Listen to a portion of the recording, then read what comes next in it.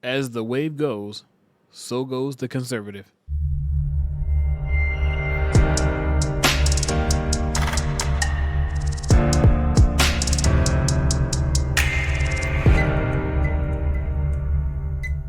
Welcome to Unifier TV, where truth has no fear.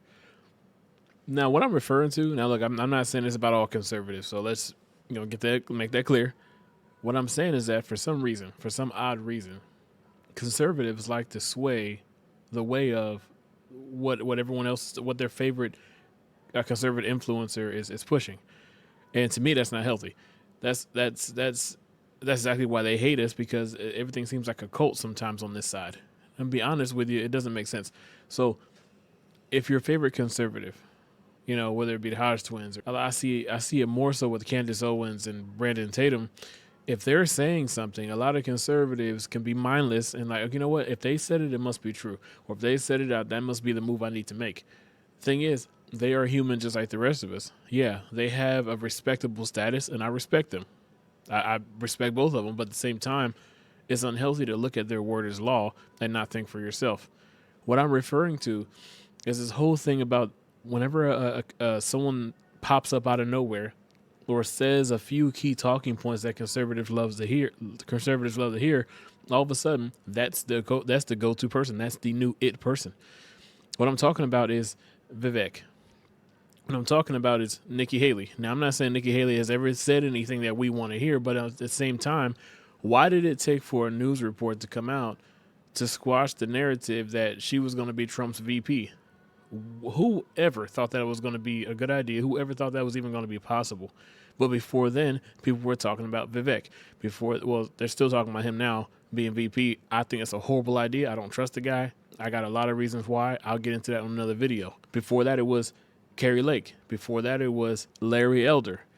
So the conservatives seem to sway the direction of who's the hottest topic person at that moment, saying the most controversial things, or Trump backs them in that very moment, and all of a sudden, okay, that's going to be the person. It's like the problem I have with all this is that now everyone wants Vivek. Oh, let him be VP. He should be VP. And then all of a sudden, a news report comes out that says, oh, Nikki Haley is not going to be the one. She should have never even been thought about as being the one.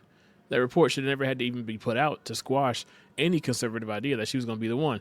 But why aren't people talking about Carrie Lake anymore? Why aren't people talking about Larry Elder anymore? These are the ones that have been taking a whole lot of slugs for this conservative movement and been in the trenches doing everything they can to help us, people like us, the small fries like us, have free speech, do our thing on this side. So all of a sudden, nobody's talking about them anymore. Why?